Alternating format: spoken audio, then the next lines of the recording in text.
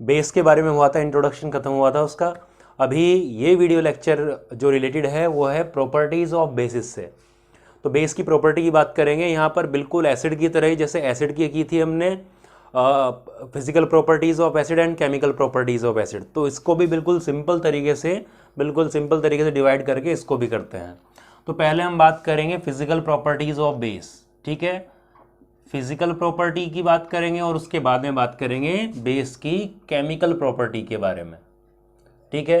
तो physical properties, इसमें वो फिजिकल में कौन सी प्रॉपर्टीज़ आएंगी, वो आएंगी जो हम नॉर्मल ऑब्जर्व करके, एक बेस को ऑब्जर्व करके या किसी सब्सटेंस को बोल रहे तो ऑब्जर्व करके बता सकते हैं कि ये बेस है या नहीं है, ठीक है। नॉर्मल बिना किसी केमिकल टेस्टिंग के किए, कोई टेस्ट वगैरह किए लैब के अंदर, बिना उसके अगर बता दें तो वो फिजिकल प्रॉपर्टीज़ के अंदर आएगा। फिजिकल मतलब क्या है कि भाई उसका, जैसे हम बोलते हैं फिजिकल अपीयरेंस कैसा है, किस तरीके से टेस्ट वगैरह, तो वो फिजिकल के अंदर आता है।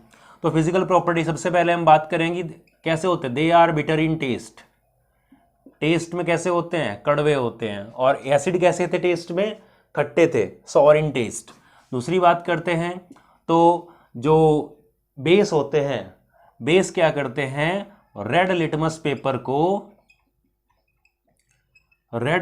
पेपर को कन्वर्ट कर देते हैं किसके अंदर, ब्लू में कन्वर्ट कर देते हैं। कैसे याद करोगे, हमेशा बेस जो है बी से स्टार्ट हो रहा है और बी से ही क्या है, ब्लू है, तो बेस हमेशा क्या कलर देता है, लिटमस के साथ में ब्लू ही कलर देगा, ठीक है।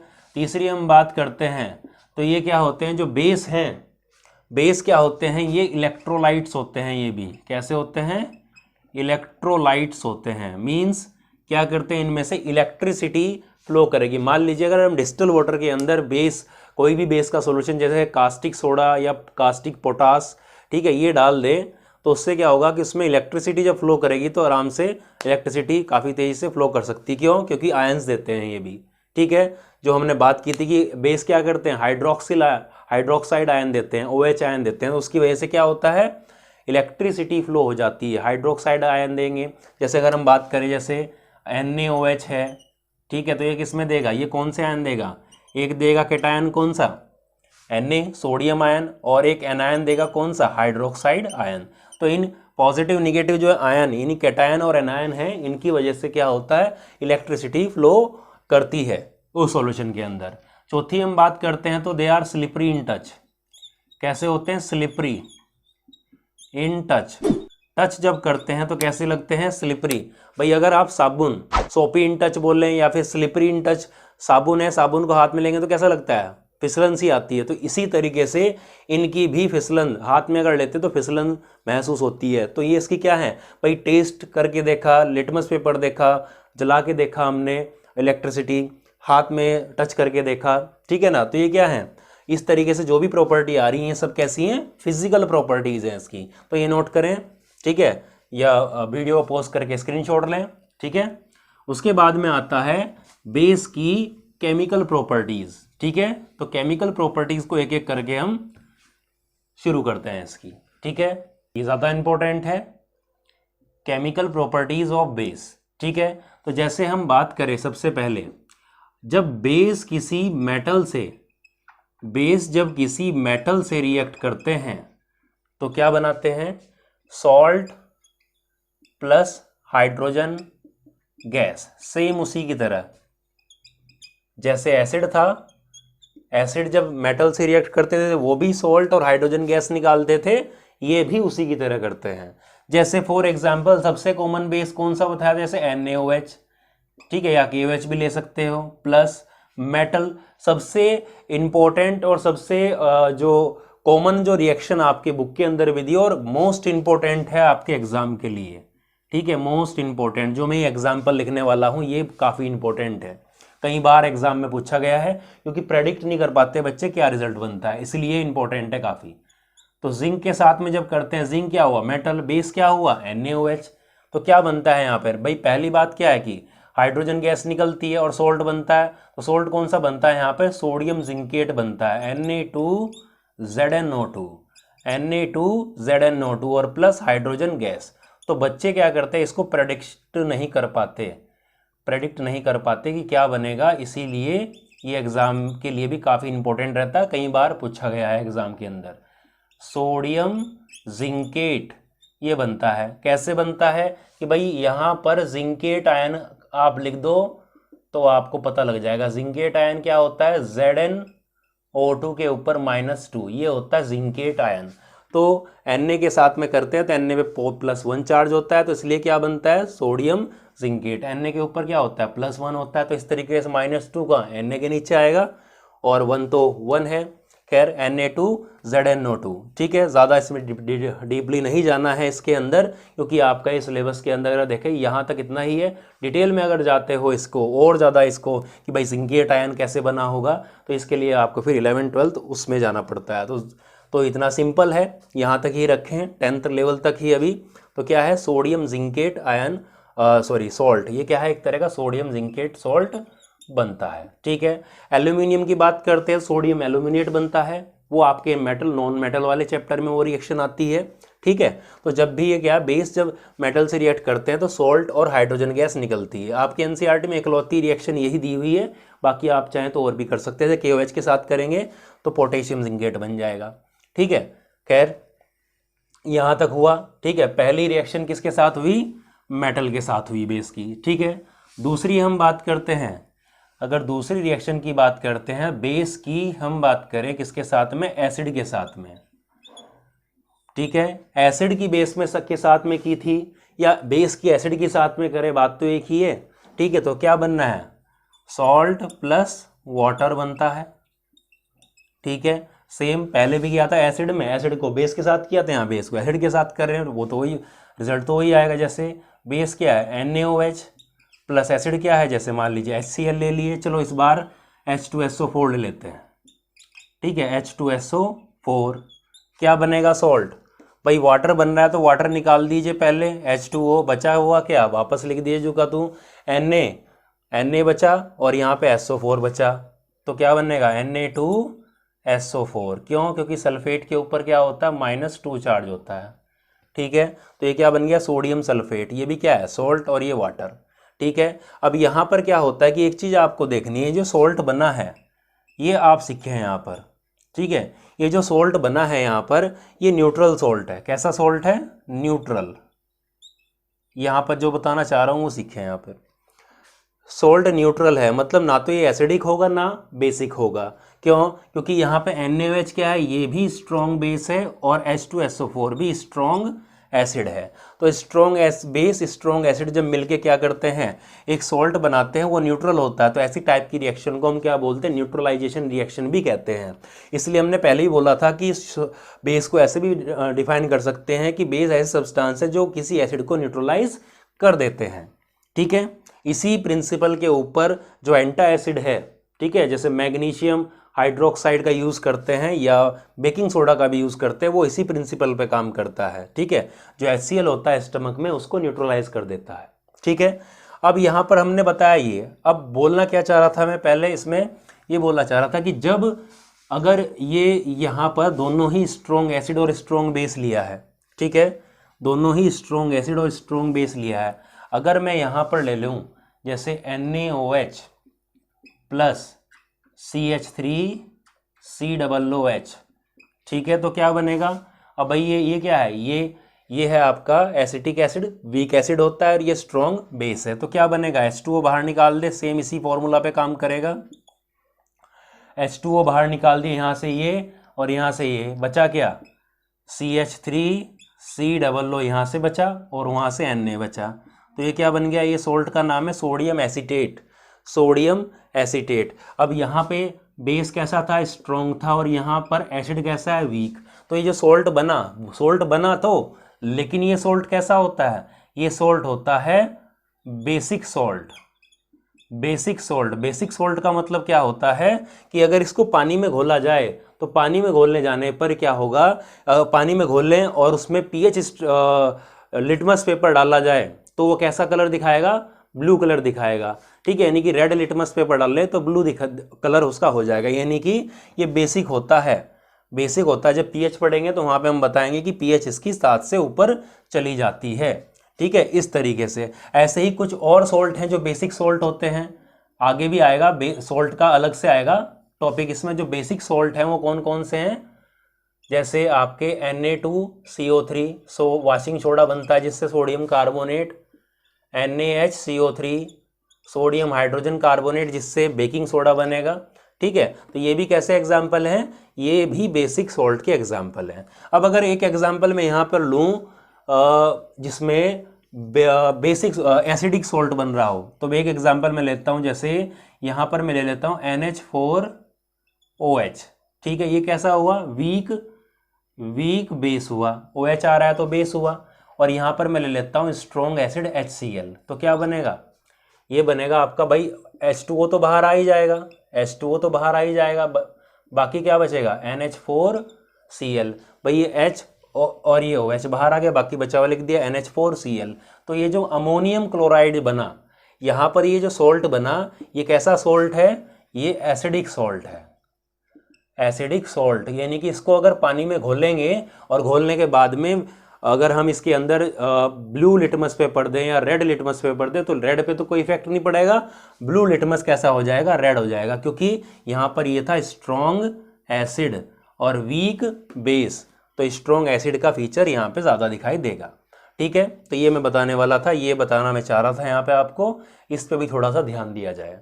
यानी कि हम ये कह सकते हैं कि जब एक एसिड जो होता है, आपको पता है कि एसिड क्या देता है, जब पानी में घोलते हैं तो हाइड्रोजन आयन देता है, और बेस क्या देता है, जब पानी में घोलते हैं तो क्या करता है, डिसॉल्व करते हैं पानी में, तो हाइड्रोक्साइड आयन देता है। तो इसका मतलब ये हुआ कि हम ये बोल सकते हैं जब एसिड रिएक्ट करेगा किसके साथ में, बेस के साथ में, ठीक है, हाइड्रोक्साइड आयन यही देगा बेस, तो इनके ये दोनों मिलके हाइड्रोजन और हाइड्रोक्साइड आयन मिलके क्या बना लेते हैं, वाटर बना लेते हैं। इसीलिए जब हम एक एसिड और बेस की रिएक्शन करते हैं तो क्या मिलता है, हमें वाटर मिलता है। जैसे हमने लिखा था ना HCl प्लस NaOH, तो यहाँ से क्या मिला था भाई, सॉल्ट मिला था NaCl और प्लस क्या मिला था, वाटर मिला था। तो ये कहाँ से आया वाटर, वाटर यहाँ से देखो HCl से ये H देगा हाइड्रोजन, NaOH क्या देगा, OH देगा। ठीक है ना, तो जब भी पानी में घोलते हैं तो एसिड क्या देता है, हाइड्रोजन आयन, बेस क्या देता है, हाइड्रोक्साइड आयन, दोनों मिलके क्या बना लेते हैं, वाटर बना लेते हैं। इसलिए एसिड और बेस की रिएक्शन में क्या निकलता है, वाटर मॉलिक्यूल बाहर निकलते हैं। ठीक है, तो ये थी यहाँ तक इसकी ये प्रॉपर्टी। अब बात करते हैं सबसे लास्ट की जो प्रॉपर्टी है इस बेस के अंदर आपके सिलेबस में, वो है बेस की रिएक्शन। बेस की रिएक्शन किसके साथ में, नॉन मेटेलिक ऑक्साइड के साथ में, नॉन मेटेलिक ऑक्साइड के साथ में। तो नॉन मेटेलिक ऑक्साइड में क्या होता है, वही सॉल्ट प्लस वाटर बनता है। अब सॉल्ट, अब पहले बात तो आपको ये बता दो कि नॉन मेटेलिक ऑक्साइड क्या होती है। भाई नॉन मेटल जो होगा, नॉन मेटल की ऑक्साइड जो होगी, जैसे कार्बन क्या है, नॉन मेटल है, इसकी अगर ऑक्साइड होगी तो क्या बोलते हैं, नॉन मेटेलिक ऑक्साइड। मेटल होता है जैसे Na, इसके साथ में ऑक्सीजन लगती तो क्या बनता, नॉन मेटेलिक ऑक्साइड। ठीक है ना, जैसे मैग्नीशियम है, मेटल है तो इसके साथ में ऑक्सीजन, मेटेलिक ही मेटल है तो मेटेलिक ऑक्साइड, नॉन मेटल है तो नॉन मेटेलिक ऑक्साइड। जैसे ये हुई SO2 हुई, SO3 हुई, ये सब क्या है, ये सब नॉन मेटेलिक ऑक्साइड है। ठीक है, तो कोई सी एक लेके इनके साथ में रिएक्शन कर देते हैं इसकी। तो बेस है, बेस जैसे यहाँ पे ले लेते हैं, जैसे सबसे कॉमन रिएक्शन लेते हैं जो आपके सिलेबस में भी है, आपके फर्स्ट चैप्टर में भी थी, तो कैल्शियम हाइड्रोक्साइड जिसको क्या बोलते हैं, स्लेक्ड लाइम। ठीक है, बुझा हुआ चूना जो होता है, चूना लाए CaO पानी में डाला तो क्या बन जाता है, CaOH का होल ट्वाइस, कैल्शियम हाइड्रोक्साइड बन जाता है। जब इसको वाइट वॉश करते हैं, ठीक है, या सिंपल रिएक्शन की भी बात करें, तो इसमें से जब कार्बन डाइऑक्साइड जब फ्लो करते हैं इसके अंदर, या बोले कि वाइट वॉश की, तो कुछ दिनों बाद क्या होता है, थोड़ी सी शाइनी प्रॉपर्टी उसके अंदर आ जाती है। या फिर हम सीधा बोले कि इसके अंदर कैल्शियम हाइड्रोक्साइड में कार्बन डाइऑक्साइड जब पास की तो क्या बन जाता है, हमने बोला सॉल्ट और वाटर, तो वाटर निकाल दीजिए पहले ही, वाटर निकाल दिया तो क्या बचा भाई, इसमें से H2O, 2 O हैं 2 H हैं, तो 2 H2O में क्या 2 H निकल गए, एक O, तो एक O बचा, तो क्या बन जाएगा CaC, एक O यहाँ बचा हुआ है, 2 O ये रहे, तो क्या बन जाता CaCO3। तो ये क्या बन गया, कैल्शियम कार्बोनेट। ये वही कैल्शियम कार्बोनेट है जिससे अंडे का छिलका बनता है, संगमरमर, मार्बल वगैरह जिसके अंदर होता है से बनते हैं इससे, ठीक है। इसीलिए जब वाइट वॉश करने के बाद जब सूख जाता है कुछ दिनों बाद, 2-4 दिन बाद, कार्बन डाइऑक्साइड से रिएक्ट करके क्या हो जाता है, वो थोड़ा चमकने लगता है, ठीक है, इसकी वजह से। तो ये क्या है, जब बेस एक कोई भी बेस जब नॉन मेटेलिक ऑक्साइड से रिएक्ट करता है तब भी सॉल्ट और वाटर बनता है। ये सॉल्ट है और ये वाटर है, ठीक है। हमेशा ध्यान रखना जब भी एसिड और बेस मिलते हैं तो क्या बनता है, सोल्ट बनता है। और जब भी बेस किससे, नॉन मेटेलिक ऑक्साइड से मिल रहा है तब भी क्या बन रहा है, सोल्ट बन रहा है। इसका मतलब जो नॉन मेटेलिक ऑक्साइड होती हैं वो कैसी होती हैं, वो एसिडिक होती हैं, ये भी ध्यान रखें। इसका मतलब जो नॉन मेटेलिक ऑक्साइड होती हैं वो एसिडिक होती हैं। इसका मतलब जब इनको पानी में घोल के यूज़ किया जाए तो ये एसिड की तरह बिहेव करेंगी। इसलिए बेस एसिड के साथ मिलकर क्या बनाते हैं, सॉल्ट और वाटर बनाते हैं। सॉल्ट की डेफिनेशन क्या हो गई, when acid react with base then salt is produced, salt बनता है तब। तो नॉन मेटेलिक ऑक्साइड भी कैसी होती है, एसिडिक, ध्यान रखना। और मेटेलिक ऑक्साइड कैसी होती हैं, जो मेटेलिक ऑक्साइड होती हैं जैसे अभी बताया था Na2O हो गया, MgO हो गया, ये कैसी होती है, बेसिक होती है नेचर में, ये बेसिक होती है, यानी कि इनको पानी के साथ में यूज़ किया जाएगा तो ये बेस की तरह बिहेव करेंगी, ठीक है। आगे मेटल नॉन मेटल में इनको हम काफ़ी डिटेल में पढ़ने वाले हैं। मेटल अगला जो चैप्टर आएगा non metal and metal non metallic oxide और मेटेलिक ऑक्साइड को, ठीक है। यहाँ तक ये प्रॉपर्टीज़ होती हैं बेस की ख़त्म।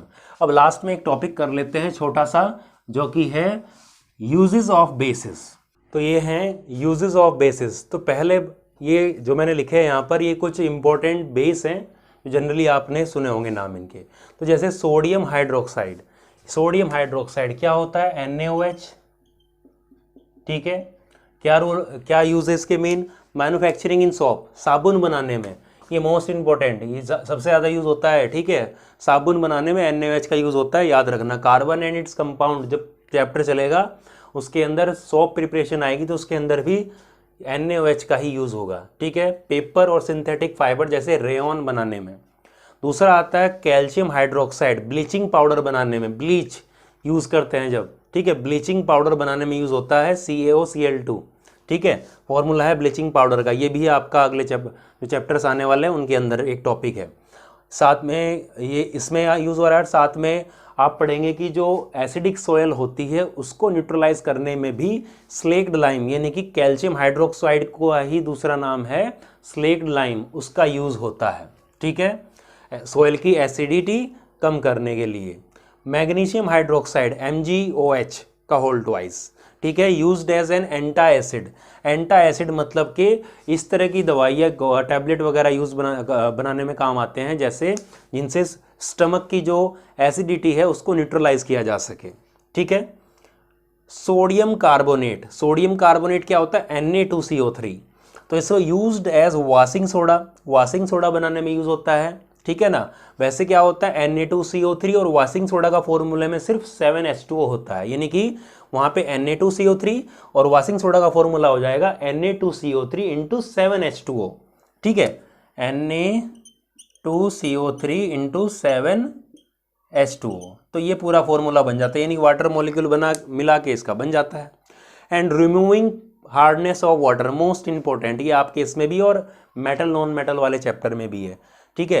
तो याद रखना है इसका, ये कई बार एग्जाम में आ गया है कि कौन सा, अब तो MCQ भी आने लगे हैं आपके एग्जाम में, तो ध्यान रखना कि परमानेंट हार्डनेस या हार्डनेस ऑफ वाटर यूज कौन रिमूव करता है, सोडियम कार्बोनेट। वहाँ पे सोडियम हाइड्रोजन कार्बोनेट भी होगा ऑप्शन में, ये भी होगा, तो याद रखना है सोडियम कार्बोनेट क्या करता है, परमानेंट हार्डनेस या हार्डनेस ऑफ वाटर इसको रिमूव करता है। लास्ट जैसे यहाँ पे लिखा सोडियम हाइड्रोजन कार्बोनेट, इसका मेन रोल बेकिंग सोडा बनाने में। भाई इसमें भी जैसे क्या है कि सेम वही वाटर मॉलिक्यूल जैसे इसमें ऐड हुए थे ऐसे इसके अंदर। फॉर्मूला क्या है इसका, NaHCO3, ठीक है। एंटा एसिड, बेसिक सोल्ट होते हैं, ये भी बेसिक सोल्ट है, ये भी बेसिक सोल्ट है, ठीक है। इसको तो खा नहीं सकते लेकिन इसको क्या कर सकते हैं आप, घर में का जो खाने का जो सोडा होता है उसको बेकिंग सोडा इसी से बनता है, तो ये बेसिक सोल्ट है, तो एंटासिड बनाने में भी काम आता है। सोडा एसिड फायर एक्सटिंग्यूशर, भाई जो आग बुझाने के जो यंत्र होते हैं क्या बोलते हैं, सोडा एसिड फायर एक्सटिंग्यूशर, उसमें यूज़ होता है। कैसे यूज़ होता है कि उसके अंदर जो बिल्कुल टैंक की तरह आपने देखा ही होगा, भाई अलग अलग तरह के होते हैं, जैसे अलग अलग टाइप के सोडा जो फायर एक्सटिंग्विशर है उनमें से एक कौन सा है, सोडा एसिड। यानी कि सोडा मतलब कौन सा होता है, इसमें बेकिंग सोडा होता है। बेकिंग सोडा का मतलब क्या, सोडियम हाइड्रोजन कार्बोनेट होता है और साथ में क्या, एसिड की एक ट्यूब लगी हुई होती है उसके अंदर। जब उसको प्रेस करते हैं तो वो ट्यूब फट जाती है, उसमें से क्या निकलता है, जो भी एसिड होता है, जैसे H2SO4 है तो H2SO4 निकल जाता है, H2SO4 है, सल्फ्यूरिक एसिड है और ये क्या है, मेटल हाइड्रोजन कार्बोनेट है। तो दोनों की हमने लास्ट में जब एसिड की प्रॉपर्टी कराई थी उसके अंदर ही बताया था, जब भी एक मेटल हाइड्रोजन कार्बोनेट रिएक्ट करता है एसिड से तो क्या निकलती है, कार्बन डाइऑक्साइड निकलती है, वाटर और सोल्ट बनते हैं। तो कार्बन डाइऑक्साइड जब निकलती है वहाँ से तो वो क्या करती है, उसको बुझा देती है आग को। ठीक है, इस प्रकार से काम करता है सोडा एसिड फायर एक्सटिंग्विशर। ठीक है, तो ये थे बेसिस के यूज। यहाँ पर होता है बेस खत्म। आगे के आने वाले टॉपिक है उसमें बात करेंगे हम यूनिवर्सल इंडिकेटर की। यहाँ तक कोई डाउट हो तो आप कमेंट करें। ठीक है, थैंक यू।